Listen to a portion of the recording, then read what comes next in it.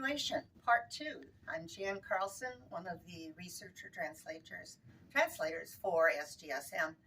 We're back in the same corner where we were before with our whole array of computers that are available for your use that hook up to all the databases that the library owns.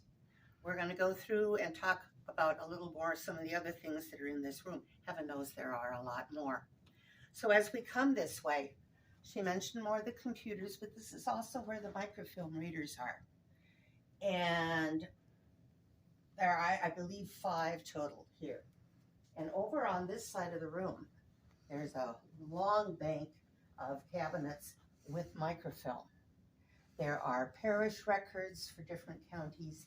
There are newspaper articles from the Minneapolis Star, the St. Paul Dispatch, for about the last 50 years.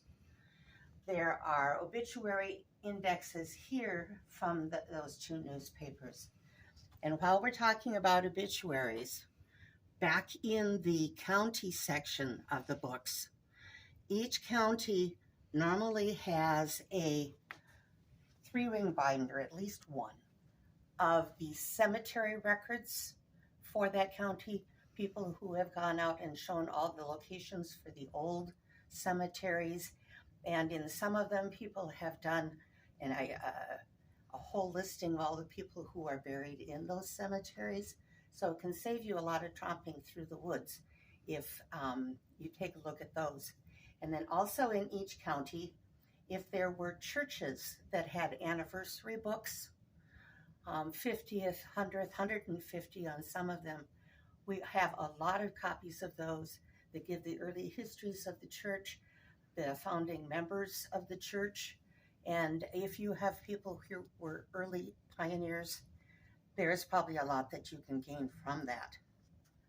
So going forward more, here are the lovely tables that I believe Virginia talked to you about. This is where researching can be done. Now, when we're here on third Thursday, we have 4 or 5 normally translators and researchers here who can help you with your research.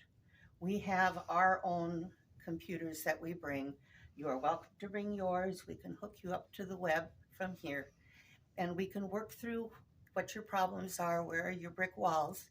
And we have 1 chair typically for our researchers, and this is your space.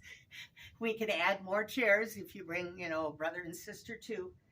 And we are here on third Thursdays from 10 a.m. to 4 p.m.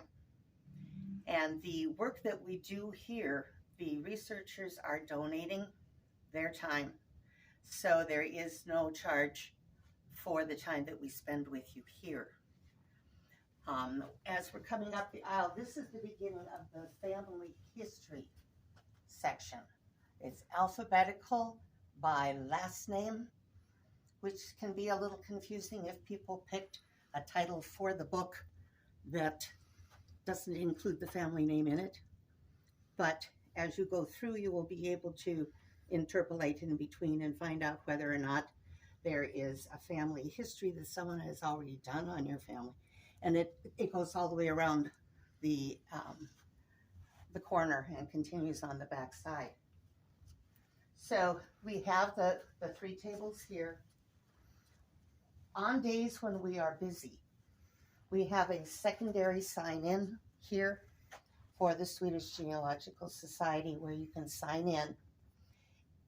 If nobody is waiting, we will just continue to work with the patrons that we have. If we start getting a backlog, then we start limiting the time that we can work with everybody, and we take people in the order that they were signed up in here. Now, as I said, we donate our time, so you do not need to pay us for the hours that we spend with you. But there are all the other costs involved with having all these databases available and things.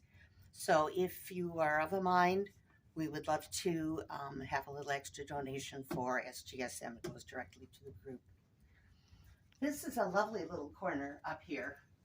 This is the microfilm cabinet with our Swedish American church microfilms.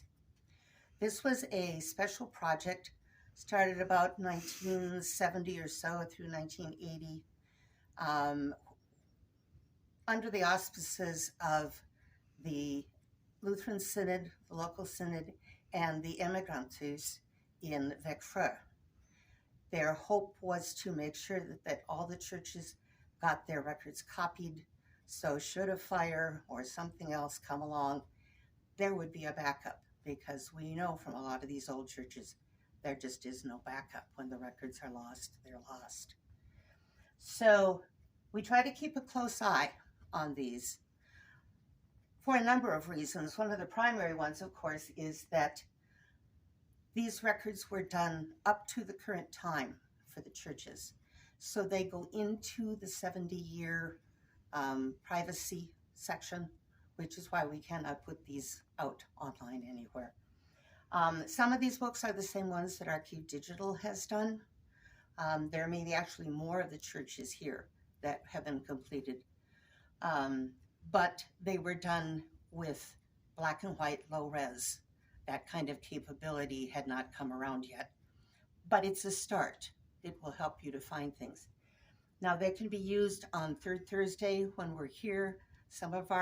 Most of our researchers and board members have a key to this. They do not have a key at the front office. So Third Thursdays between 10 and 4, if you would like to be able to get into this to look at some of the microfilms, please come during that time. If you cannot come during that time, there is an outside chance that one of those people with a key could come in at some other time when the library is open, so that you can get into these microfilms. There are many, and there's a long list already of people who have used this.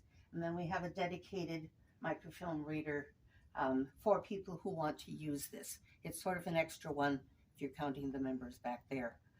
But it's a great place to sit, plunk, go through church records, and you may find things here that you don't find on Archive Digital. Okay, now we're going to take another quick run down the other way to look at one of the other files. So we can try reading some of the names as we go by, if you can speed read. And these cabinets with the microfilm are also locked, so but they have keys for that at the front desk. There's been a lot of work done by volunteers for MGS for a long time. And we have some vertical files back here. They are very random, but they have Minnesota counties, there's US states, things that thought were either historically or genealogical important. You want to see the volunteer for assistance in here, because these things should, for the most part, be in the index, in the catalog. But it's this kind of thing where you may find it, you may not. But there is an awful lot of stuff in here. Here's like Rock County newspaper articles. Some of these are very yellowed. They go back a long way. Minnesota governors, mining disasters. There's all of these drawers, plus drawers on the back with more of the county information. And then, I'll tuck this back in here. Over here also, if you have Canadian records, there's a whole bank of those things here, set up alphabetically. But again, check with the volunteer, MGS volunteer, rather than SGSM for this, and they will help you to access.